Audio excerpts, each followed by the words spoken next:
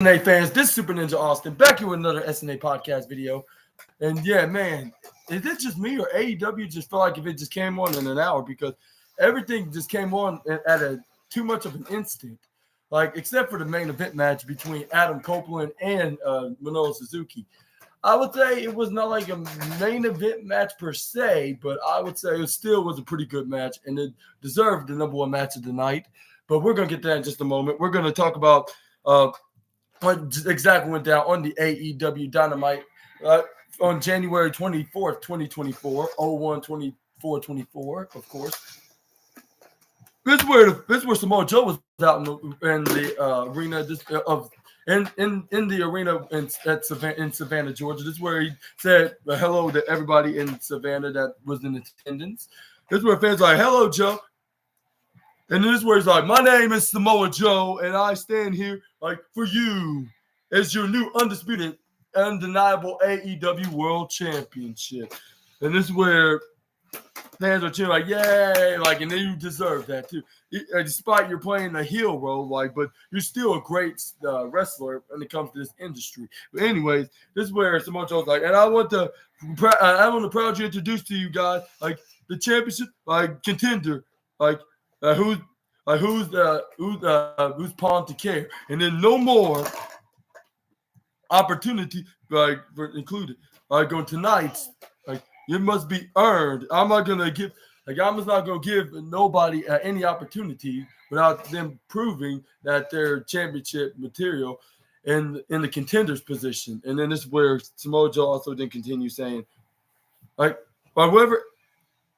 He's like, and whatever AEW superstar wants to come out in this ring, and they're gonna have to bow to the, bow for all the opportunities for me and my championship gold. And then this is where Samoa Joe kind of ended the promo right by saying this, like, I appreciate, like, here to be a warning. You see, like, you may think what you. You think that this is an opportunity of a championship, like, but no, I'm just here to tell you, like, it's gonna be an opportunity. It's gonna be a worst night of the because whoever earns, and he's like, whoever gets a right of an opportunity in the number one contender spot against me, they're going to be in a nightmare like they cannot wake up from, and I'm gonna make an example out of them like I did the Hook last week. And then he mentioned his name, and you know the wrestling rules. And if you mention a wrestler's name, like once, at least once, or more than once, they're gonna eventually come out there, and that's what Hook did. And this is where he looked in the ceiling, like of the arena, and this is where it shows Hook on the top Titantron. And I was like, what's up with him doing that? Like, what's that? A new gimmick or something? What? But anyways, this is where, Hook then came out. This is where he's like, all right, I'm here. Like, you mentioned my name, so I'm here to see what you want. This is where the fans started chanting for Hook's name. This is where Hook was like, last week, Joe, like, you won. You beat me fair and square, and I lost. And this is where fans are like, yep, that's true. And this is where the Hook's like, I'm here to shake your hand. And this is where they shook hands respectively. And then this is where he pulled him right close and did like some kind of a whisper hug. This is where he loudly.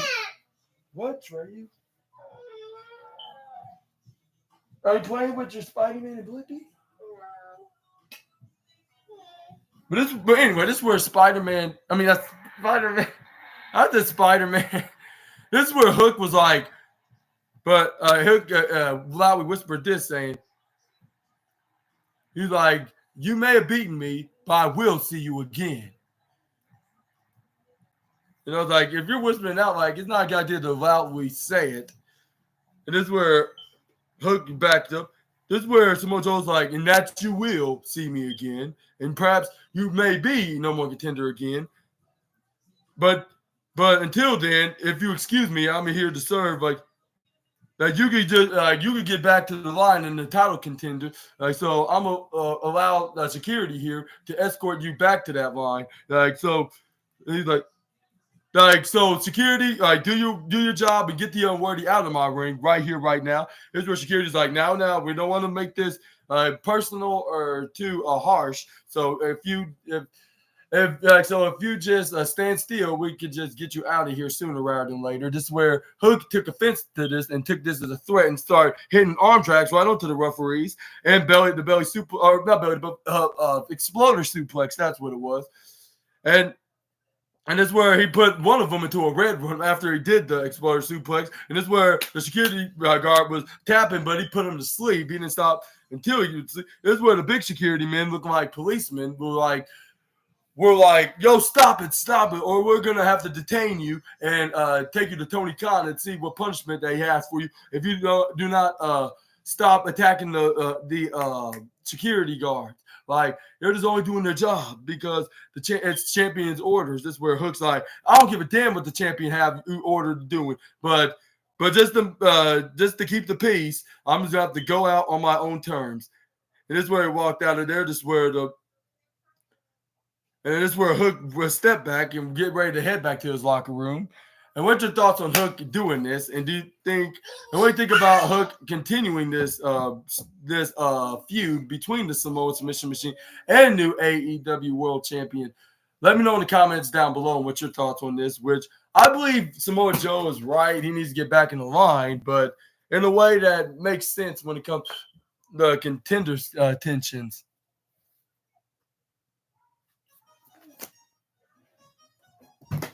But this is where we move on to the next wrestling slot of AEW Dynamite tonight, which is the Cowboy taking on El Ziedo Miedo. Like, this is where this was very entertaining, I would say.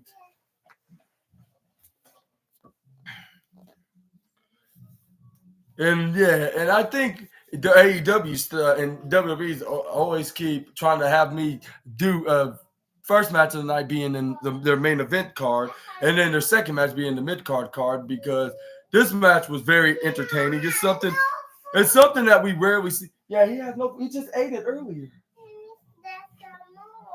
Uncle already did. Come on, no, he already ate them. Come on. I'll be right back. But yeah, this match was very good. I don't think I've ever seen Penta, El Ziedo, Miedo, and Hangman Adam Page never battle in a one-on-one match, at least.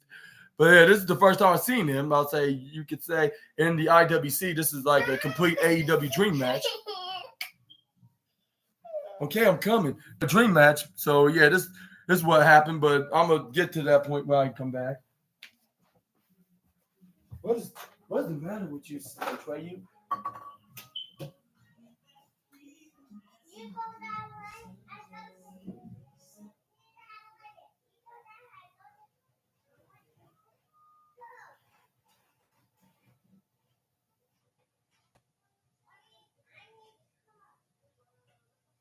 don't see no cups right now. We'll just use this like a cup. I'm going to give him a little bit. No, he already had a lot. Twice. I don't know what does it feel good? I'm telling you.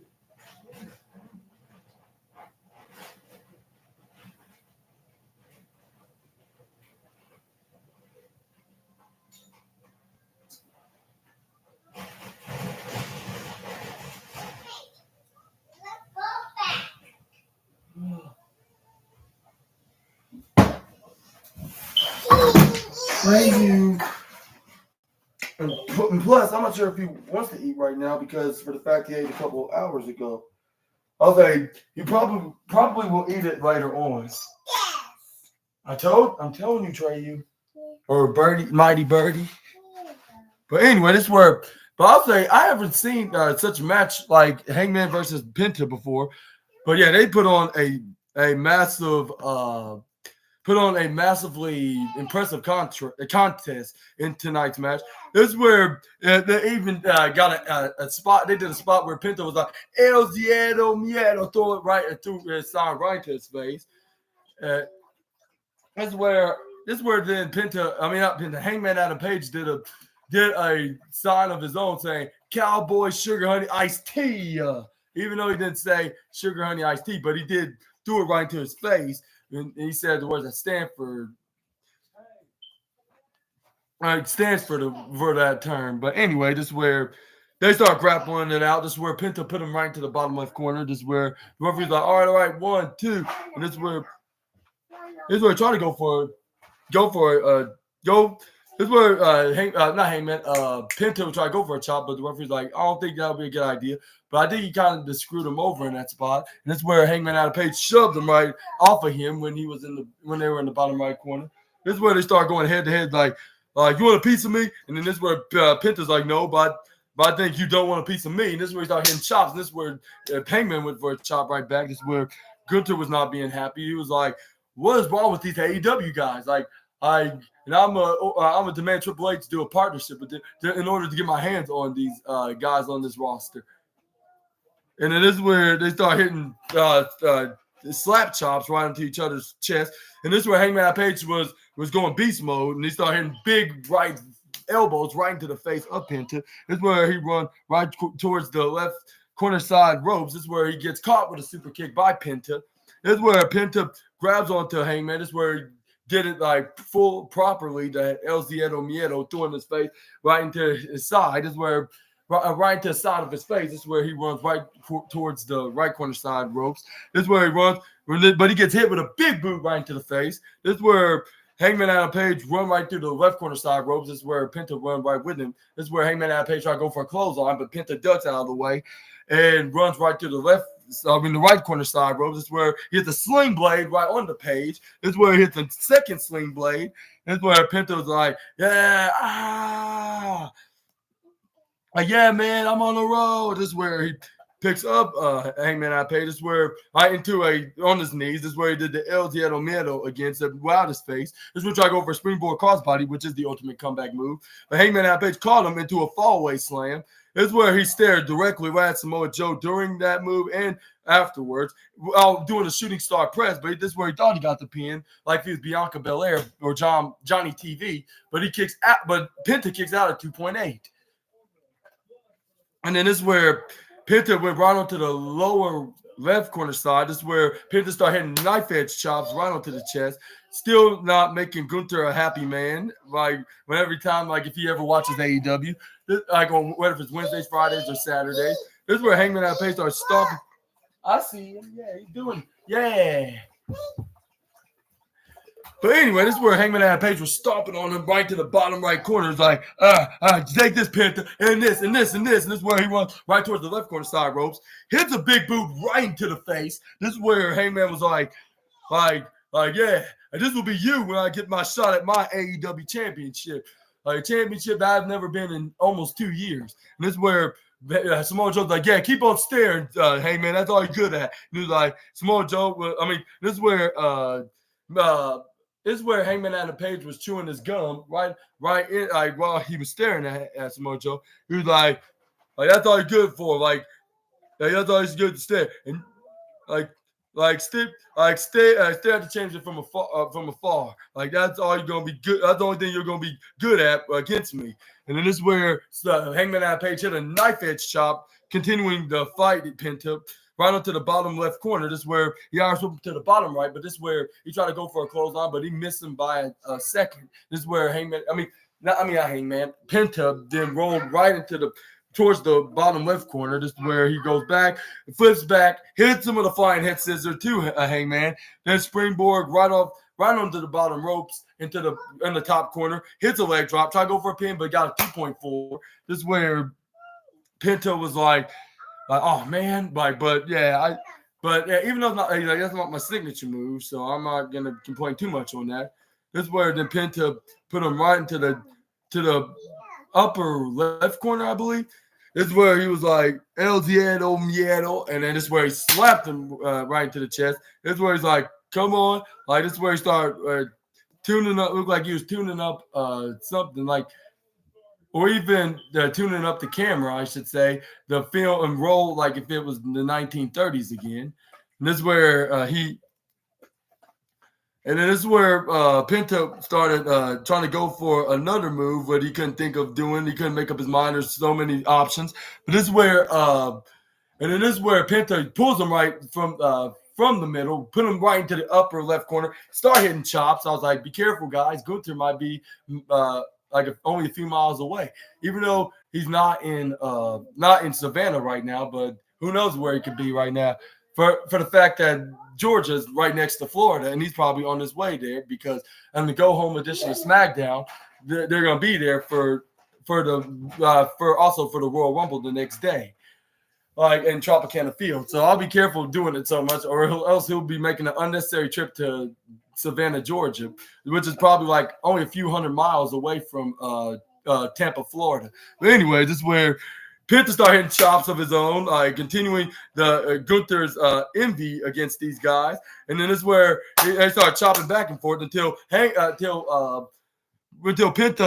got back under control. This is where he Irish whipped him right to the the lower right corner turnbuckle. This is where Hangman tried to grab him, and this is where he tried to go for a dead eye when he tried to go for a leg sliding dodge off the top rope when he trying to dodge right over his opponent.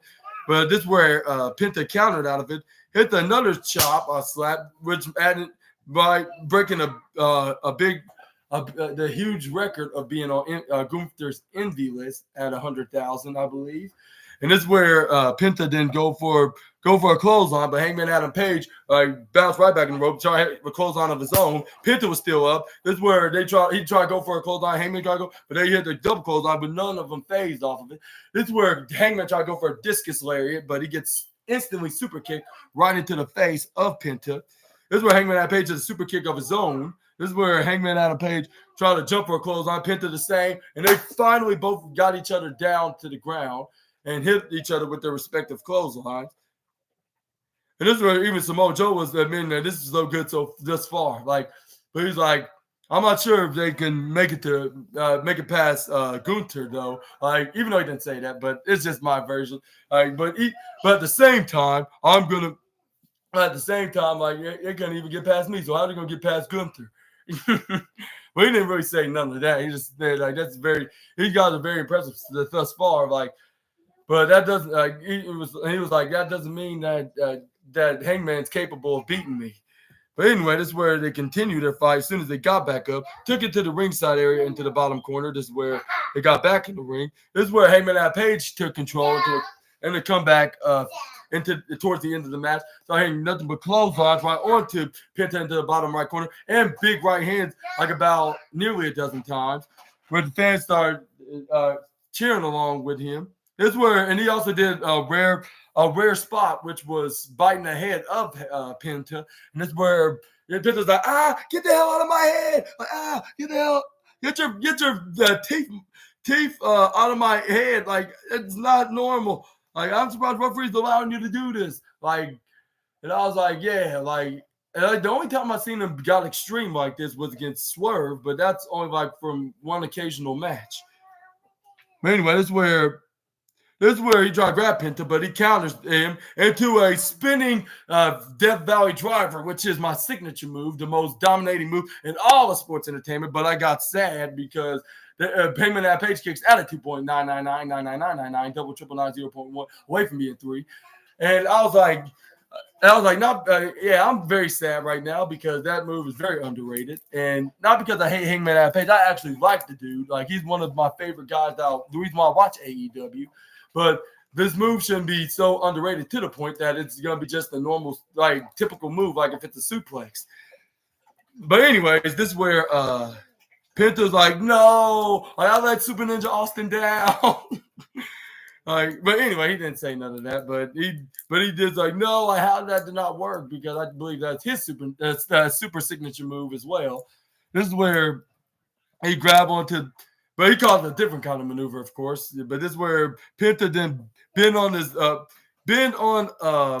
Hangman Adam Page's put his knees and bending on to his Hangman's back with his left arm tied around his left leg, and then Penta would start pulling onto his right arm, some of the move that I would do in WWE 2K23 and 22.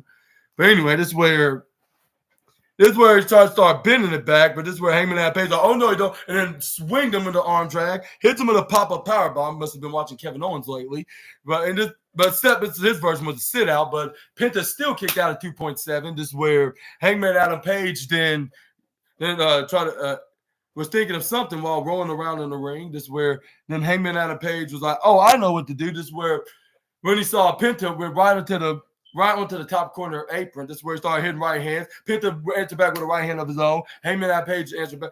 And I think his plan went kind of backfired, but he still tried to manage to try to go for plan B with the which is similar to the first plan, but like I don't know what it was until seeing what was happening next with them continuing slapping each other with chops, which they earned themselves to get up to the 200,000 mark of how many times that Gunther's going to be in the indie list, because Gunther counted it himself, and it's up that point. But this is where, but luckily they stopped doing the chops and tried to hit their finishing maneuver. Where Penta tried to go for the El Ciedo Miedo pile driver. But this is where Hangman Adam Page did the most genius maneuver in all of professional wrestling, and that is countering somebody's finishing maneuver to their finishing maneuver. It never gets old in the wrestling community. And then this is where he tried to go for the dead eye, but Penta moved out of the way, which I wouldn't say that wasn't a double curse maneuver. Perhaps he just saved it until when he needs to use it, especially when he's in the ring. This is where he put him right at the inside of the ring. This is where Penta tried to go and attack him, but he booted him right in the face. This is where he tried to go for his other finishing maneuver, which is the buckshot lariat right onto Penta. But this is where Penta counters out of it. This is where he caught him into a half Nelson driver maneuver with Hangman tried to elbow him, but he pushed his elbow back and then put him into a pump handle. Hit his Penta driver right onto him. This is where he nearly got 3, but Hangman Adam Page kicks out at 2.99999999999999999 double triple 9, 0.1 away from being 3. And I was like, dang, if I didn't knew that Hangman was going to win this match, I would have assumed that Penta would win this judging by watching this spot right here alone. But this is where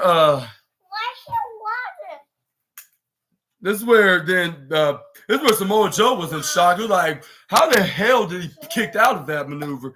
Like, this man is crazy as hell. Perhaps a AEW version of Seth Rollins. Like, the best way to describe this guy. And not because he's trying to, it's just they have that similar edge. And no, I don't mean Adam Copeland, because his match is not till in the main event. But anyways, this is where Hangman Adam Page rolled into the left-hand corner apron, where he guaranteedly hits the buckshot lariat at. And I believe this where he did successfully hit the maneuver for 2 reasons. One, this is his lucky spot. And 2, it was a guaranteed in the finishing maneuver. This is where Penta then tried to go for a springboard. He tried to go for a lucha Canadian destroyer, or like a Mexican destroyer. No offense to his culture, just saying like where he's from is the best way to call it, where his native country. It works, but be careful using that. But anyway, this is where Hangman Adam Page finally hit this maneuver that he was trying to use, which it was a guaranteed, which was the dead eye right onto the apron.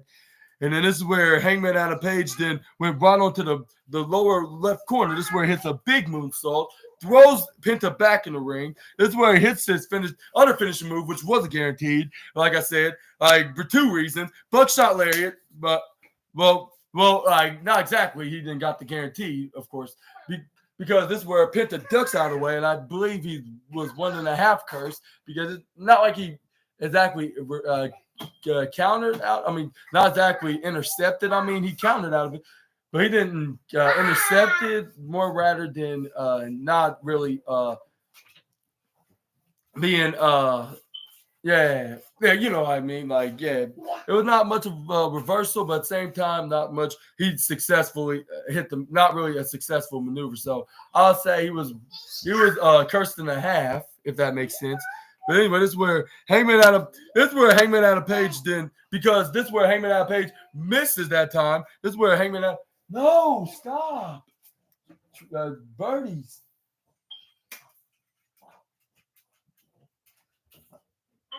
But anyway, this is where Hangman Adam Page then. This is where Penta tried to go for a clothesline, but he ducks. Not ducks. Penta ducks. This is where he runs right towards the left corner side, like a boomerang. No, you're gonna keep spraying this.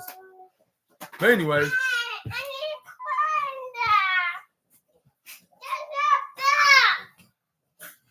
Trey, you.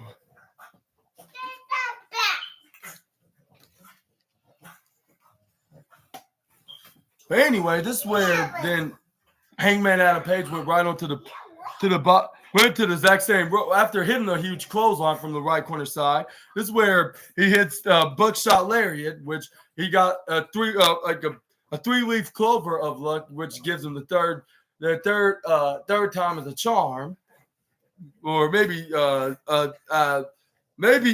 I would say rather than a charm and a half, I should say. You got the pin. 1, 2, 3. Your winner of this opener match and perhaps the second match of the night, Hangman Adam Page. And what's your thoughts onto this match? Do you think has it got you guys all invested in watching this match? And do you think Hangman Adam Page is going to be the next in line for Samoa Joe's championship belt? Or do you think Swerve Strickland is more deserving than the Cowboy for the fact that he's beaten him twice, and he's going to try to beat him for the third time to prove his statement? Let me know in the comments down below. This is where we move on to the next slide. This is where we got a backstage interview with Renee Paquette next, and this is where Renee Paquette was like what? I had some questions for about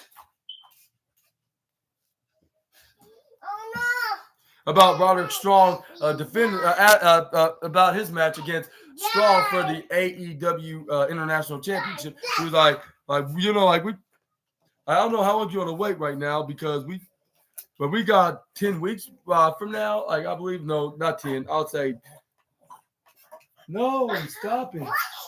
6 weeks. No, it was 6 weeks. No, stop. We're gonna mess something up with that. I'm gonna take that away if you don't listen. Stop. Stop.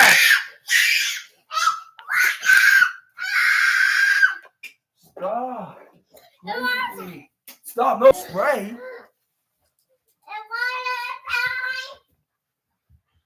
But anyways, sorry about the interruptions. But anyway, this is where Orange Cassidy then was like you want me to defend this title against you, because I defend the title anyways, because that's what I do, first of all. And I was telling you, hey, this is one of my friends, this is my enemies, so friends and enemies put the drunk, putting together in the match, at Rampage, of course, in winner of that match, at a Collision this Saturday, for the whoever win that number one contenders match, we'll get a shot at my international championship, but more sooner before Roderick Strong, of course. And this is where Renee Paquette was like, awesome stage interview. This is where the male interviewer was like, Mr. Nicholas and Matthew Jackson. I have a quick. And this is where he has more questions about, I believe, Sting and Darby Allin. Oh no, first of all, he called them by their old short names, Nick and Matt. But he's like, this is where Nicholas Jackson then was very offended. He was like, I would rather be referred as Nicholas Jackson, and my brother is Matt Jackson. And he's like, oh, okay. And this is where Matthew Jackson was like,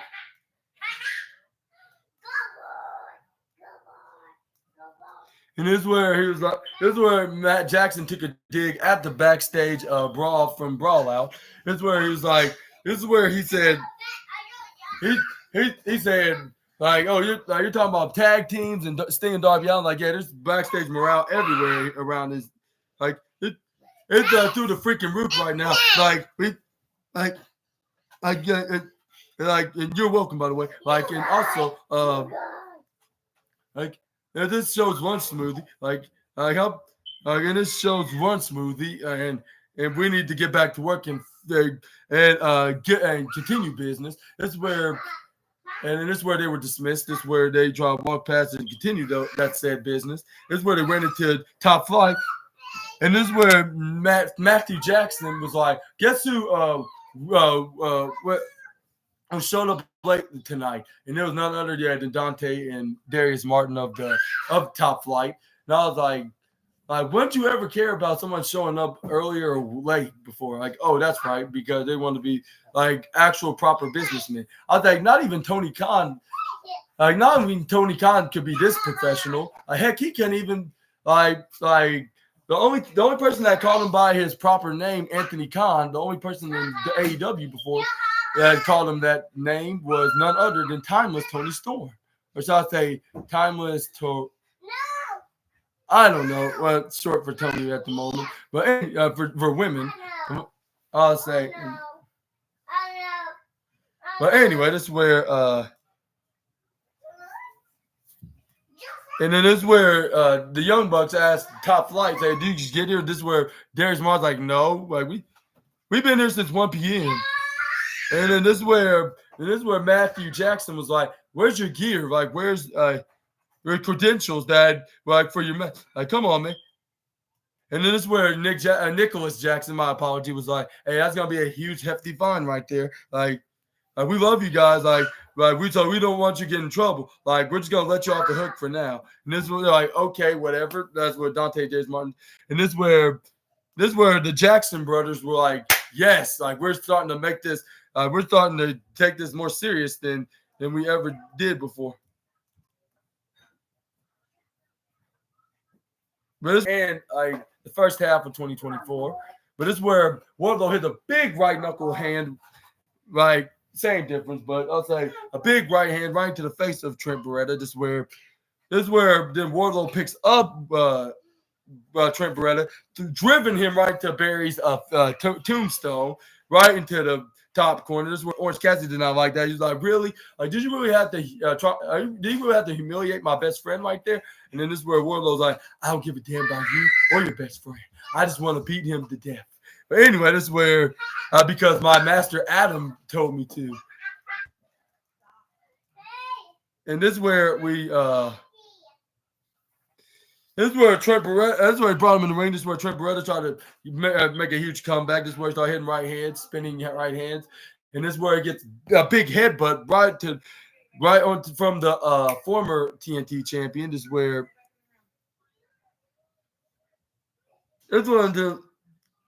then Wardlow hits a huge flashing thunder clothesline right onto, like putting his hands right on here. But this is where Trent Beretta hits the most common move in all of sports entertainment / pro wrestling in 2024, and that was the big knee strike. I believe he's trying to mock Roderick Strong because why else he would do the maneuver, even though it is the most common move, like I just said. But it happened to be right at that moment, like an interception. This is where Trent Beretta sent him to the outside in the left corner side where the Undisputed Kingdom was sitting out watching the match. This is where then Trent Beretta go for a suicide dive right onto Wardlow. This is where he grabs a steel chair. This is where he whacks him right in the back. This is where Wardlow's like, "Did you just hit me in the back with it?" This is where Trent Beretta just threw the chair right into his face when he turned around. This is where Trent Beretta went back in the ring so he wouldn't get clobbered by Wardlow. This is where Wardlow tried to go for a clothesline. This is where Trent Beretta gets a half dragon snap suplex. This is where he put him right in the corner. This is where he clotheslines him. Hit a tornado DDT right from the bottom right corner of the turnbuckle. This is where then Wardlow tried to spin around, get back up. This is where Trent Beretta tried to go for a power bomb, which I was like, wow, like Trent Beretta is very insanely strong for doing this. I thought it was a power bomb, but really it was a pile driver. Yeah.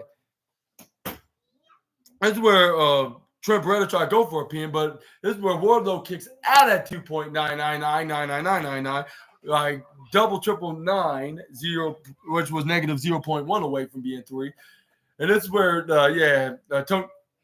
this is where Excalibur was like, whoa, that was very close. Like, I thought he had him right there. And I was like, me too. I was like, even though Wardlow's like an unbeatable beast ever since this new edge he got, and and it's not an Adam Copeland reference, yet it's more like a What Culture reference, because if something has anything to do with Adam Copeland, like is his main event match against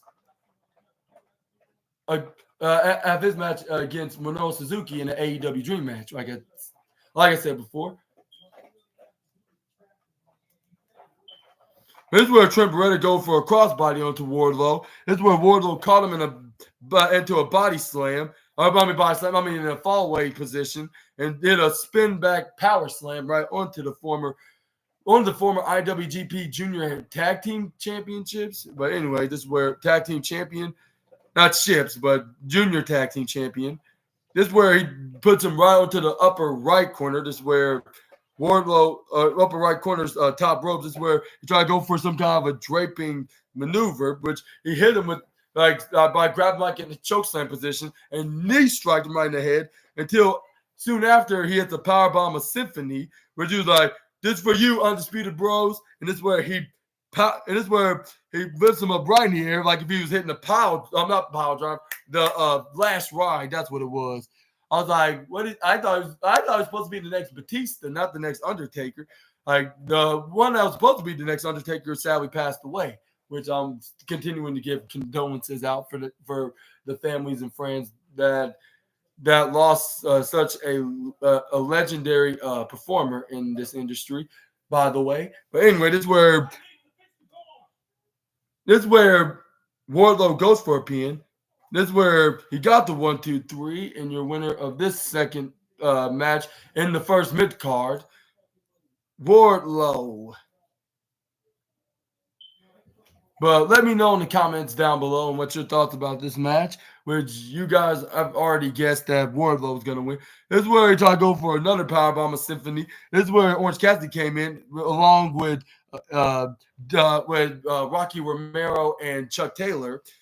Got his back. This is where Wardlow's like, whatever. This is where Roderick Strong, Matt Taven, and Mike Bennett got on the apron on the left side. This is where he's like, "Come on, Wardlow, like you don't want to deal with this." And not this time, like next time. Like this is where Matt Taven's like, you worry about your boy and we worry about ours. Like, so we're not gonna bother you. Like, we'll see you guys next time. Which they probably will. Like that's only if either of the best friends faction, like either of the members, will can continue to coexist with the current not North American international champion and Chuck and Rocky, which he pushed him away when Orange Cassidy's like, "Oh, you okay, man?" Yeah, like they said, winning's not everything, but at the same time, you put one hell of a performance. Like you showed that you are worth being a single star. Like once you get that opportunity, and then this is where Trent Beretta pushed him away. He's like, "Whatever, get away from me. Like I already had enough for one night for losing in a most humiliating and embarrassing fashion, like which I don't think it was neither of those. He just lost and it just happened. And Wardlow showed he was a better man, so he's like yeah, that's not a big deal. Like it just happens sometimes. Like you win some, you lose some in wrestling matches. Like, but let's hope this is not some kind of a sore losing kind of storyline from Trent Beretta, which that wouldn't make any sense. Like it's already enough WWE try to do that with Cody Rhodes when he started losing all his matches with his brother Dustin when he was Goldust at the time. But yeah, let me know in the comments below and what's your thoughts on this. Can we see a breakup in the split up from best friends with Trent Beretta turning on Orange Cassidy and Rocky Romero and Chuck Taylor? Only time will tell. I'm not sure like if this will happen or this is just a tease or whatever the scenario may be. But let's move on to the next slide. This is where we got a hype up of Bryan Danielson taking on this Japanese star named what's his name? Tom.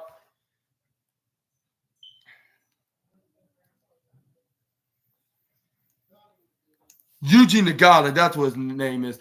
Yuji Nagata, like on this Saturday's AEW Collision, which I'll be doing the Collision review on Sunday rather than Saturday because I'm probably gonna be doing my review and it's gonna be all like it's gonna be for like at least for like a good 2 hours of doing the review show. So I'm just gonna postpone it until this coming Sunday, like the day after. But anyway, this is where we move on to the next slide, and that is And we also and one more thing before I continue to review AEW Dynamite. We also had some good news for Serena Deebs that she's going to be competing in the ring this Saturday as well. In the first time since 2022, been nearly 2 years, the last time she competed in a match in All Elite Wrestling. And also, they had a vignette of her like getting ready to prepared up for her upcoming match. No, like she was like, no matter who I face, like I'm gonna show that the doctors, like I believe that's what she called her. I'll say not the doctor, more like the professor. That's what it was. The professor is back in. The professor is back in class or something like that. I don't know, like what exactly she specifically said, but that's my version of her saying that into the vignette. But anyway, this is where we move on to the next slide, which was Tony Storm, where she was in a sit down interview with what's her name with Deonna Purrazzo face to face with Renee Paquette introducing them respectively, where they have very like this this was such a hilarious moment, especially with time with Tony Storm. I kind of see what Simon Miller is talking about, like as a character, like she's starting to be like with her as this character and entertaining a wrestling fan like us. I would say, like us wrestling nerds, I would say this is the greatest character for Thomas Tony Storm's of Thomas Tony Storm's career in professional wrestling. Like she's killing it, even though it's maybe a bit too cringy, but at the same time, it's bringing some interest in the wrestling world, like in the wrestling world in AEW side of things, at least I should say, if you're an AEW fan, of course. But anyway, this is where she said, like, I'm gonna hit you so hard on your lips, you're gonna what she said, like it was so hilarious. Like when she got time to speak, like Dion, if you step into that ring against me, like for this very title, I will put. I said I'm gonna beat your lips so hard, like you're gonna need a. What she said? She said it in too much of a proper accent, like you can hardly understand. That you're gonna get a double. What's that like? I'll say you're gonna need a double procedure on them. Like basically, that's what she was saying. Which I'm so I not understand the way she said it, but this is where Deonna Purrazzo responds like, "This is absolutely insane. Like I done come to AEW to make friends here. Like to remind you, like I came here to become the AEW Women's World Champion. That's which is around your waist, and it just so happens to be that the champion like used to be my best friend when we were starting in professional wrestling, and I had no problem taking you under my wing. Like if you never remember, and I never had a problem with the title opportunity, and also not to mention as winning arm by arm.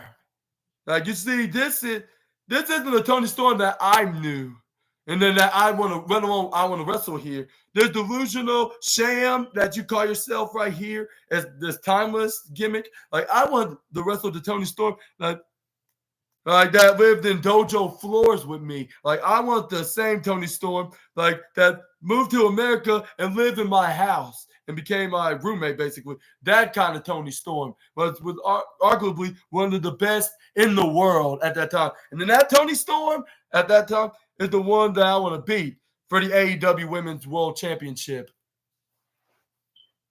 And then this is where Deanna then also continues saying, "So Tony, I'm begging you, please dig down deep and find that old version of yourself.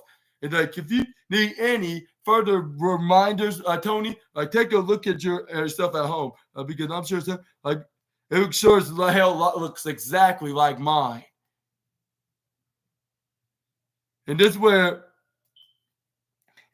where she lifted up her ankle, with her foot, revealing a tattoo that it might refresh her memory because she probably watched plenty of movies that when the main character bumped their head and they don't remember a thing, they have something to remember, something that's unforgettable, to the point even a person that lost their memory can even remember, something that will refresh the memory to that person that bumped their head and forgot whatever memory and start acting like a totally different person. Like when they were reminded by a friend that something that's like a secret or some unforgettable kind of image that you remember seeing in the past.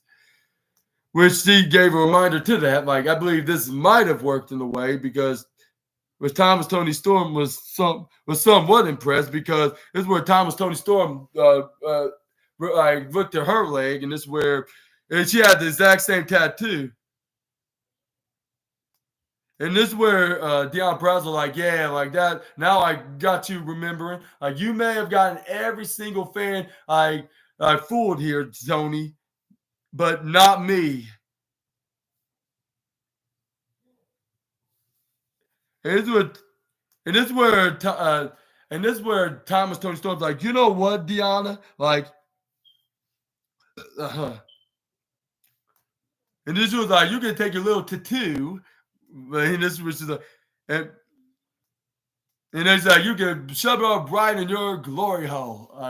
She didn't say exactly like that, even though she didn't say the swear word, but I'm not trying to say it like that, even though I'm not trying to sound like Nathan Crest here, but yeah, I just don't want to say that. I actually have a reason to say that, not because I'm a nervous little boy.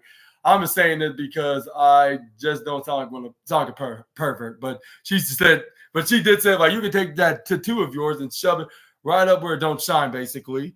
And this is where she shoved her shoe right into her face. This is where then Deanna Prazo took off her shoe and threw it right into her face. This is where they started brawling. More likely, Deanna Prazo grabbed onto her arm, got her into an arm bar. This is where she and go for a stretch lock right onto the Thomas Tony Storm. This is where Mariah May, that's what her name is. She grabbed. I'm not trying to sound like Thomas Tony Storm, but I'm trying to make sure I got it right because Mariah name reminds me of another name that sounds very familiar, as Mur and has the A in nearly end, but Mariah's has an H after the A. But anyway, yeah, this is where then Mariah May saw what's her name, Deanna Prazo was coming with a big pump kick, but she moved right out of the way, which was for the best. But unfortunately, Thomas Tony Storm's butler Luther kicked her right into the face. This is where she got nailed. This is where he got nailed right into the face. This is where Mariah May grabs Thomas Tony Storm and flee her right out of there. This is where Deanna Prazo's like, oh, look at this beautiful pounds of gold right here. Wouldn't it be perfect for a woman like me? And this is where she's like, but for now, this is your master's belt for now. To Luther, tossed it right into his arms. This is where he's like, well, good day to you, woman or lady or milady or whatever you want to call her at that time. This is where then Deanna Prazo did her pose, right in the middle of the stage, she was like, "Yeah, we could possibly see her as the next AEW Women's World Champion." This is where up next we had Swerve Strickland taking on Jeff Hardy. And this is where we do see Prince Nana in the ringside with him. But when they start continuing doing that Swerve dance, which that never gets old, especially when it comes to watching AEW Dynamite. But we're going to get to the point and we're going to talk about what went down there. But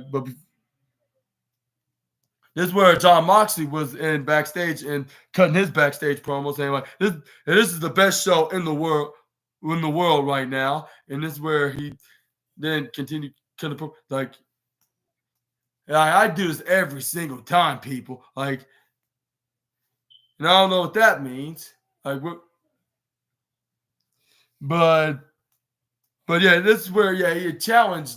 But he did challenge. He also did challenge Lee Moriarty in a match this Friday on AEW Rampage, which you haven't already guessed. He's gonna perhaps win this match, and he's gonna continue to keep gaining some momentum back.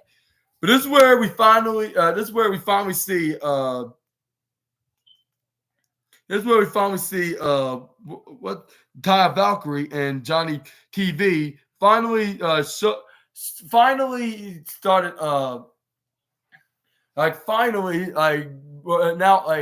officially an on-screen couple, I should say. Yeah.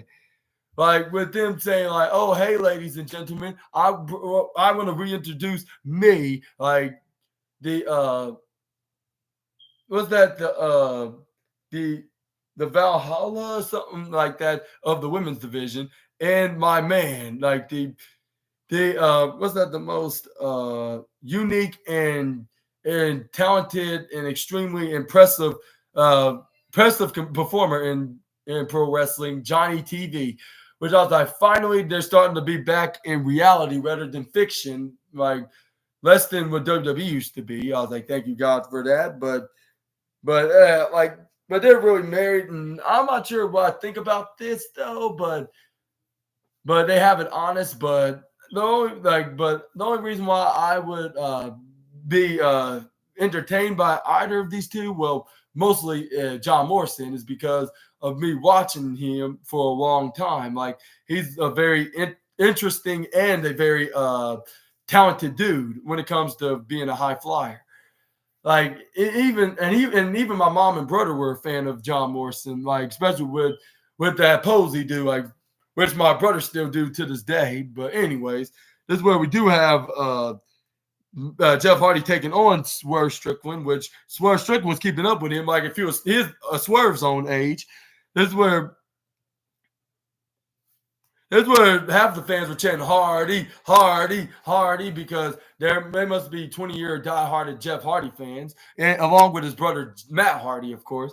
And this is where they started chanting like Hardy, Hardy, Hardy. And this is where Swerve Strickland was like, which trying to have him cheer him, which it was like, whose house? And the fans were like, Swerve's house.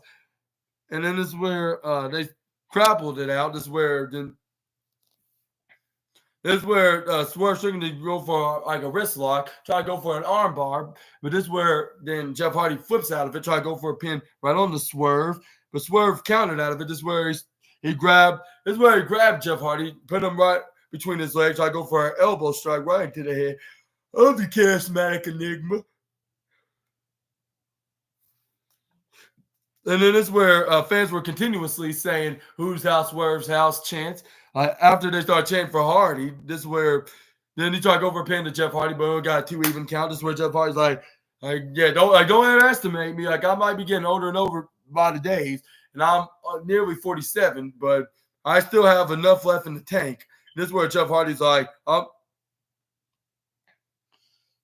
want to see extreme? I'll show you some extreme. This is where he took off his chain off, where it shows his symbol of the brother Nero, like his brother Nero chain. This is where he started getting ready to battle it out with Mr. Swerve. This is where Swerve put him in a headlock. This is where Jeff Hardy's like, get your arms off of me. This is where he dips him right from the left corner side, but go right to the right. This is where he wait for him to get up. This is where Swerve Strickland try to go for run, and I mean Jeff Hardy try to go for a clothesline, but this is where Swerve Strickland counters it into a half Nelson Snapdragon suplex, but Jeff Hardy counters it into a surprise roll-up, which is known as the most devastating move in all of sports entertainment. This is where Jeff Hardy is like, I'm like so close, like young, like little boy. And then this is where Swerve Strickland's like, oh, I got you, little boy, all right, if you have one. And then this is where Swerve Strickland was like, are you? And this is where it's like, yo, what's your problem? Like, I thought you're supposed to be an inspirational, selfless legend, not some kind of old man that still think he's young and trying to get one over from a more deserving young guy. Like, well, I'm gonna say it like that. I would say I'm trying to take all the opportunities away from me. Like, and you're not even in the world title level like you used to be in like 15 years ago. And this is where Jeff Hardy